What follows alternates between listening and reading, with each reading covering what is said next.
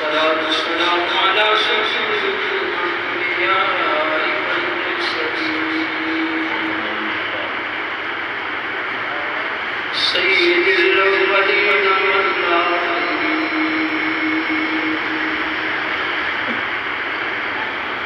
وعلى آله وأصحابه وأزواجه وذرياته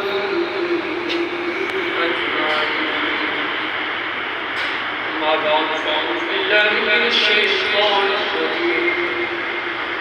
بسم الله الرحمن الرحيم قل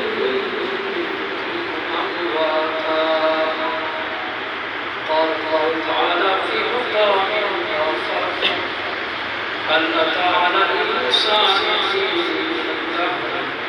لم يكن شيئا مسكورا آمنت بالله صدق الله مولانا العظيم وصدق رسوله النبي الكريم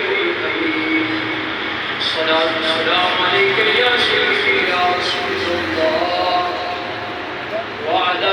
آلك وأصحابك يا سيدي يا حبيب الله الصلاة والسلام عليك يا سيدي يا خاتم النبيين حمد والصلاة والسلام اب حضرات کے سامنے قرآن مجید فرقان حمید کے دو مقام سے تلاوت کرنے کو شرف حاصل کیا رب تبارک و تعالی بارگاہ سے دعا ہے کہ رب تبارک و تعالی ان آیات کے صحیح معنی بیان کرنے کی توفیق عطا فرمائے آمین میں بہت ہی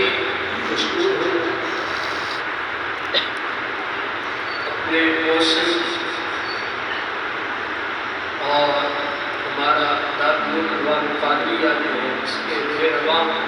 حضرت علامہ مولانا طاف قادری رسمی مشرف کا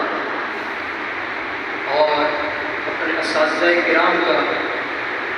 کہ جنہوں نے سبق سنانے کے لیے یہاں پر اس قسم شان محفل میں موقع فراہم کیا ہے اللہ تبارک و تعالی ہمارے محسن اور ہمارے اساتذہ کے علم و عمل میں اللہ برکتیں عطا فرمائے اور اللہ تبارک و تعالی برکتوں سے مالا مال فرمائے اور اس میں جتنے بھی طلباء کرام علم حاصل کر رہے ہیں اللہ تبارک و تعالی تمام طلباء کو علم نافع عطا فرمائے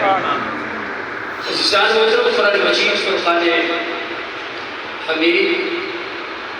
کہ دو مقام سے جو تلاوت کرنے کی شرف حاصل کیا پہلا مقام یہ کہ رب تبارک و تعالی نے ارشاد فرمایا کنتم امواتا فرمایا تم مردہ تھے اب یہاں پر انسان کو خطاب ہے کہ انسان مردہ تھا مفسرین کے اقوال متعدد ہیں اور ان میں سے ایک قول یہ ہے کہ انسان عدم کی حالت میں تھا موجود نہیں تھا اس لیے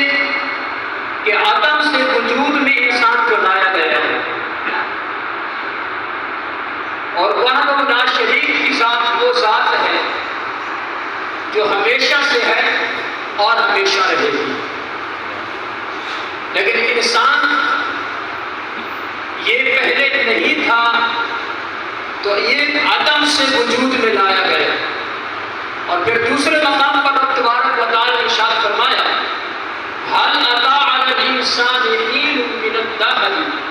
لم يكن شيئا مذكورا کہ انسان کے اوپر ایک ایسی حالت بھی گزری ہے ایک ایسا زمانہ اور وقت بھی گزرا ہے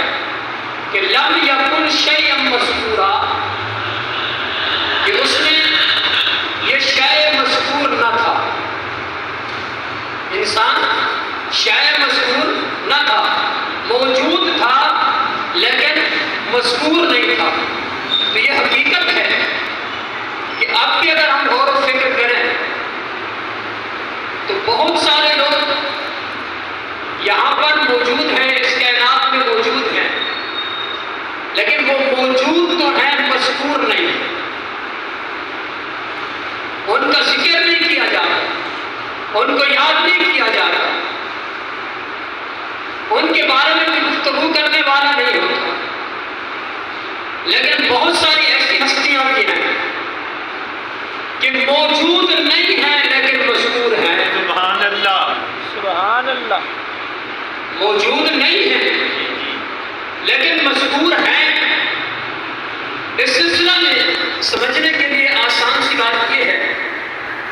کہ آج ہم جس ہستی کا ذکر خیر کرنے کھڑے ہیں یہاں پر، اور ہم سب مل کر بیٹھے ہیں یہاں پر، حضور شہنشاہ بغداد رضی اللہ تعالیٰ اپنی جسمانی حالت کے اندر، حسی حالت کے اندر اس بزم میں موجود نہیں،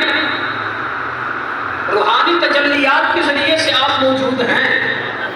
اس لیے کہ جس ہستی کا ذکر کیا جاتا ہے وہ ہستی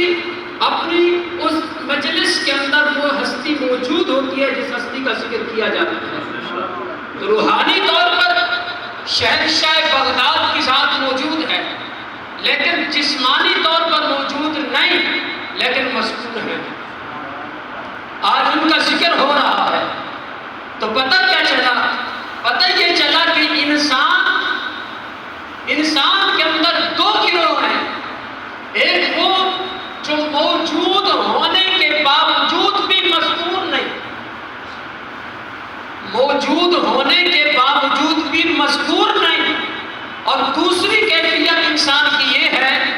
کہ موجود نہ ہونے کے باوجود بھی وہ مذکور ہے۔ تو عزیزان محترم، جو مذکور ہیں لیکن موجود نہیں، اس لیے کہ جب تک وہ اس دنیا میں رہے وہ ذاکر بن کر رہے، وہ ذاکر بن کر رہے، اور جب وہ اس دنیا سے گئے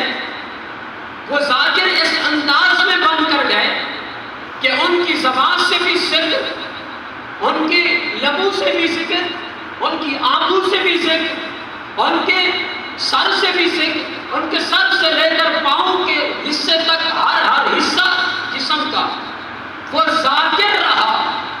لیکن جب تک وہ اس دنیا میں رہے، کیونکہ یہ دنیا دار العمل ہے، دار الجزا نہیں ہے، یہ دنیا دار العمل ہے، تو وہ اس دنیا میں رہے، وہ عمل کرتے رہے، وہ ذاکر بن کر رہے، لیکن جب وہ اس دنیا سے گئے تو اب ان کے لیے شروع ہو گیا دار الجزا، کیونکہ دار الجزا مرنے کے بعد ہوتا ہے۔ تو اب جب وہ دار الجزا کی کیفیت میں چلے گئے تو اب اس کو جزا کس نے دینی ہے ان کو؟ تو یقیناً اسی نے ان کو سزا دینی ہے جس کے وہ ذاکر بن کر گئے ہیں، جس کے وہ ذاکر بن